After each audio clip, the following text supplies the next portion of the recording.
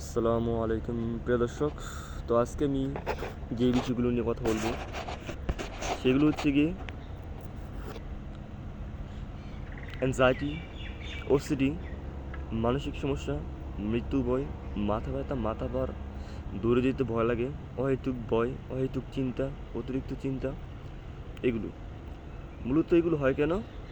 যখন আমরা একটা ঘটনাকে ভয় পেয়ে যাই এবং সেটির জন্য আমরা খুবই ভয় পাই, যেটা বলো অহেতুক ভয়।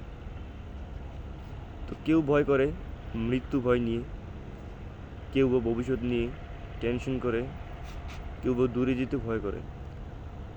এগুলো কীভাবে কাটাবো, কীভাবে এগুলো কেটে রিকভার হয়ে সুস্থ হবো, সেগুলো নিয়ে আমি আলোচনা করব। অ্যাংজাইটি এটা একটি স্বাভাবিক একটি রোগ, ছোট্ট একটি রোগ। মানুষ যদি বোঝে এই রোগটা, তার চিন্তাগুলোকে বোঝে এবং তার চিন্তাগুলো প্রশ্ন করে যে আমি মৃত্যু ভয়কে খুবই ভয় পাচ্ছি, আমি তো মারা যাব না, মারা গেলে তো কবেই মারা যেতাম, যত বছর ধরে, যত মাস ধরে, যতদিন ধরে মৃত্যু ভয় করছি, আর মারারও যদি হয় তো এখনই মারা যাব। কত সুস্থ মানুষ মারা যাইতেছে। আর বিশেষ করেন এই অ্যাংজাইটি এবং ওসিডি, এগুলো সব রোগ দিয়ে মানুষ মারাও যায় না বা পাগল হয়েও যায় না। তো সে যদি এরকমভাবে বোঝে তার যেসব অতিরিক্ত চিন্তাগুলো আসছে, অহেতুক চিন্তা, অহেতুক ভয়, সেগুলো একদিনে কাটবে না, একটু একটু করে কাটবে। বিশেষ করে তার এই ভয়ের কারণে তার মগজ, যেহেতু মগজ পুরো শরীরের সাথে কানেকশন, ভয় পায়, মগজও ভুল সিগন্যাল দেয়, ভয়ের সিগন্যাল। আর ভয়ের সিগন্যাল পেলে পুরো শরীর সাথে সাথে কাঁপতে থাকে, পেটে জ্বালা পোড়া করে গ্যাস্ট্রিক হয়। বিশেষ করে গ্যাস্ট্রিকের সমস্যা মানসিক বা অ্যাংজাইটি রোগীদের হয়েই থাকে, এটা একবারে স্বাভাবিক।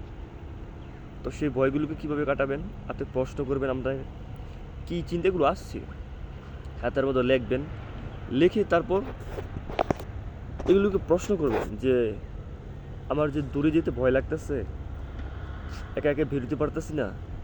আগে তো আমি যেতাম, আগে আমি দূরে যেতাম, বাজার করতাম, মার্কেট করতাম, বন্ধুদের বাসা যেতাম, কই তখন তো এরকম হতো না, এখন কেন হচ্ছে? এখন অবশ্যই একটু কারণ হয়েছে, সেটি হচ্ছে আমরা একটা ডিসঅর্ডারের মধ্যে ভুগছি, একটি মানসিক সমস্যার মধ্যে। আর মানসিক সমস্যা যাই পড়ে সেই সুস্থ হয়।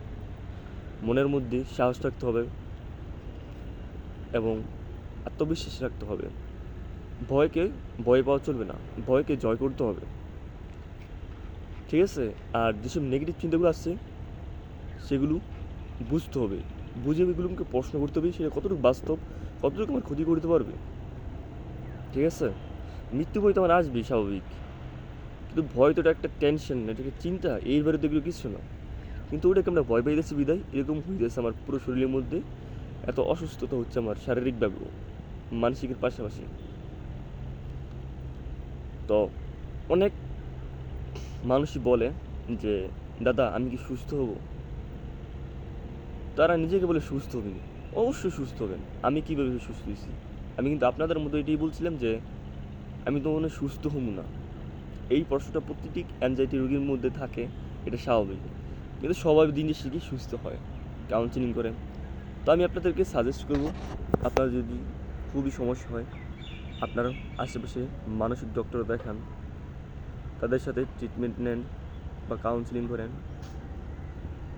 আর আমি এই রোগের মধ্যে প্রায় অনেক বইয়া ভুগছি, তো আমি এখন বুঝি এই রোগ থেকে কীভাবে সুস্থ হতে হবে, কীভাবে এই রোগ থেকে সুস্থ হয়ে আবারও স্বাভাবিক লাইফে চলে যেতে হবে।